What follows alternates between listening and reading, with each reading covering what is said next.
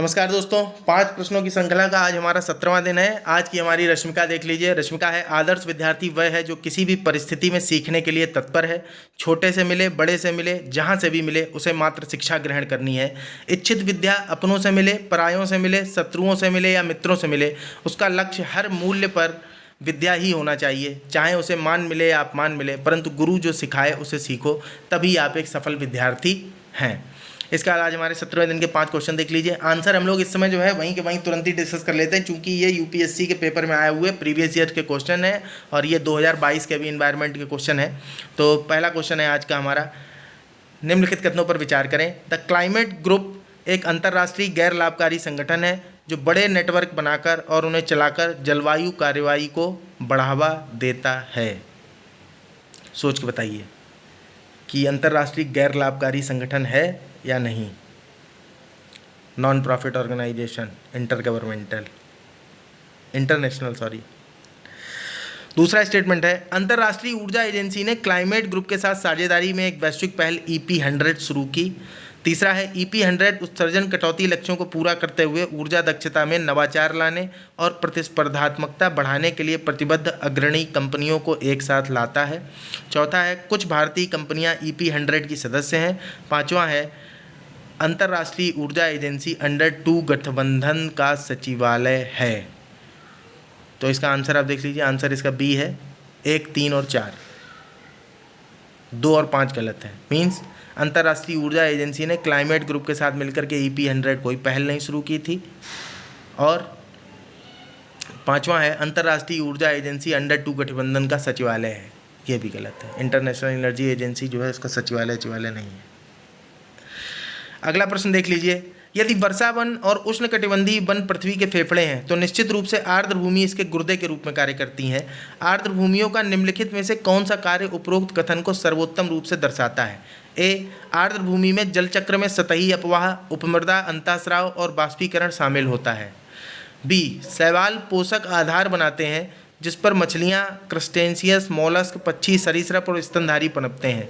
सी, ये गुर्दे के रूप में कार्य करती हैं आर्द्र भूमि, उसको लेकर के बताना है। सी, आर्द्र भूमियाँ अवसादन, संतुलन और मिट्टी के स्थिरीकरण को बनाए रखने में महत्वपूर्ण भूमिका निभाती हैं। डी, जलीय पौधे भारी धातुओं और अतिरिक्त पोषक तत्वों को अवशोषित करते हैं। तो अब इसमें देखिए, चूंकि गुर्दे की तरह काम करती हैं तो गुर्दा जो है क्या काम करता है। गुर्दा जो काम करेगा उसी के साथ तो कंपेयर करेंगे आप। तो काम तो आर्द्र भूमियाँ सारे कर रही हैं जो चारों स्टेटमेंट में दे रखा है, लेकिन अतिरिक्त पोषक तत्वों को अवशोषित करने का काम या धातुओं को अतिरिक्त को अवशोषित करने का काम जो है वो गुर्दे के जैसा हुआ, किडनी के जैसा हुआ। तो इसलिए जो है इसका आंसर डी है। उसके बाद 8वां प्रश्न है, वो 8वां कह रहे हैं सॉरी, तीसरा प्रश्न है ये। WHO वायु गुणवत्ता दिशा निर्देशों के संदर्भ में निम्नलिखित कथनों पर विचार करें। पहला, PM 2.5 का 24 घंटे का औसत 15 माइक्रोग्राम प्रति मीटर क्यूब से अधिक नहीं होना चाहिए और PM 2.5 का वार्षिक औसत 5 माइक्रोग्राम प्रति मीटर क्यूब से अधिक नहीं होना चाहिए। दूसरा, एक वर्ष में ओजोन प्रदूषण का उच्चतम स्तर खराब मौसम के दौरान होता है। तीसरा, PM10 फेफड़ों की बाधा को भेद सकता है और रक्त प्रवाह में प्रवेश कर सकता है। अब आप इसमें देखिए कुछ चीज़ें हम आपको जैसे बताते हैं, क्वेश्चन सॉल्व करते हैं। जैसे पहला स्टेटमेंट है, फैक्ट दे रखे हैं, तो जनरली फैक्ट जो है यूपीएससी गलत करके नहीं देता। जनरली अगर बहुत नॉर्मल फैक्ट नहीं है, जब कोई नॉर्मल फैक्ट होता है तो फैक्ट भी गलत करते हैं वो लोग, ऐसा नहीं कि फैक्ट गलत नहीं करता। लेकिन जब ज़्यादा ऊट पटांग फैक्ट है जिसको लग रहा हो आपको कि मतलब ये चीज़ भी याद करनी थी, तो जिस चीज़ में आपको ऐसा लगे कि ये चीज़ भी याद करनी, तो आप समझ जाइए कि याद नहीं करनी थी। इसका मतलब ये कि नॉर्मल वहाँ सही ही पड़ी होगी। मैक्सिमम चांस इस बात के होते हैं, हम ये नहीं कह रहे कि 100% सही ही होगा। तो तीसरा, PM10 फेफड़ों की बाधा को भेद सकता है और रक्त प्रवाह में प्रवेश कर सकता है। और चौथा है, हवा में अत्यधिक ओजोन अस्थमा को ट्रिगर कर सकती है। तो ओजोन जो है वो प्रॉब्लमेटिक होती है अगर नीचे के लेवल पे, मीन्स जो लोअर लेवल पे, लोअर एटमॉस्फेयर में ओजोन बढ़ जाए तो अस्थमा होने का डर रहता है, ये ठीक है। तीसरा आप देख रहे होंगे PM10 जो है ये रक्त प्रवाह में प्रवेश कर सकते हैं, ये भी ठीक है। उसके बाद में पहला स्टेटमेंट हम लोग देख ही चुके हैं, कह रहे हैं कि ठीक ही है। आंसर इसका जो है बी है, केवल 1 और 4। तो ये आंसर हम आपको बता दें कि ये गलत है। इसका आंसर है 1, 3 और 4। आंसर इसका ए है। यहाँ पर जो है ये गलत आंसर लिखा हुआ है।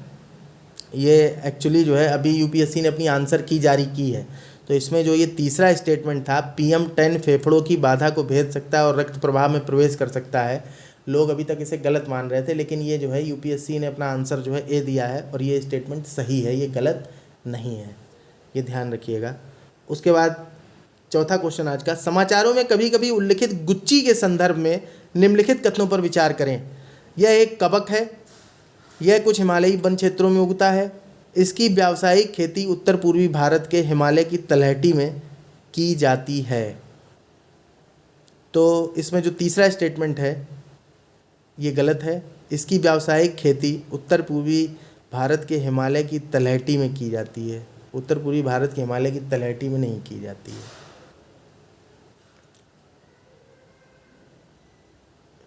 इसको आप ऐसे भी समझ सकते हैं कि जो हिमालय की तलहटी है वो क्या होगा, जैसे आपने पढ़ा होगा ना भावर, खादर, तराई, तो जब भावर एरिया होगा, भावर एरिया में खेती हो, तलहटी तो भावर हुई ना, उसमें खेती कहाँ से होगी।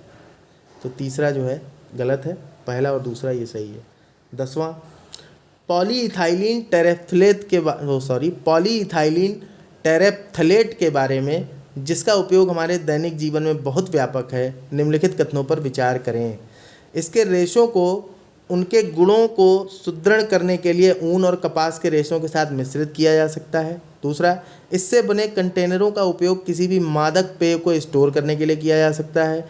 तीसरा, इससे बनी बोतलों को रिसाइकल कर अन्य उत्पाद बनाए जा सकते हैं। और चौथा, इससे बनी वस्तुओं को ग्रीन हाउस गैस उत्सर्जन के बिना जलाकर आसानी से निपटाया जा सकता है। तो चौथा स्टेटमेंट तो आप देख ही रहे होंगे कितना सुंदर है कि ग्रीन हाउस गैस उत्सर्जन के बिना जलाकर। तो ऐसी कौन सी चीज़ है कि जल भी जाए और ग्रीन हाउस गैस उत्सर्जन ना हो। तो चौथा स्टेटमेंट तो बिल्कुल ही गलत है। 4 को हटाएंगे, ऑप्शन बचता है आपके पास ए और डी। तो 3 जो है इस हिसाब से सही है। अब 1 और 2 में देख लीजिए। चलिए इसका आंसर देख ही लेते हैं। तो आंसर इसका ए है, 1 और 3।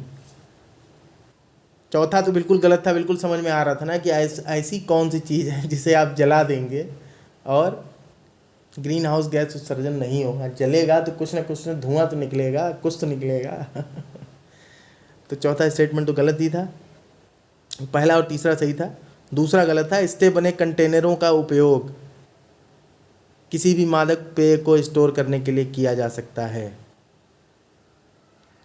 एक तो ये एक तो वैसे भी ये एक्सट्रीम सा स्टेटमेंट है, आप देख रहे होंगे। चलिए ठीक है, तो आज के हमारे जो 5 प्रश्न है वो यही हो गए। देखिए अभी क्या है कि समय के अभाव में थोड़ा सा प्रश्न बना नहीं पा रहे हैं, लेकिन बहुत जल्दी जो है प्रश्न बना कर भी, लेकिन जब तक नहीं बना पा रहे तब तक हम लोग जो है अभी 2022 के पेपर के क्वेश्चन जो है उनको कर रहे हैं। तो हम लोग जो है इसी बहाने कम से कम प्रीवियस ईयर के क्वेश्चन, लास्ट ईयर के पेपर के डिस्कस हुए जा रहे हैं। चलिए ठीक है, नमस्कार, धन्यवाद।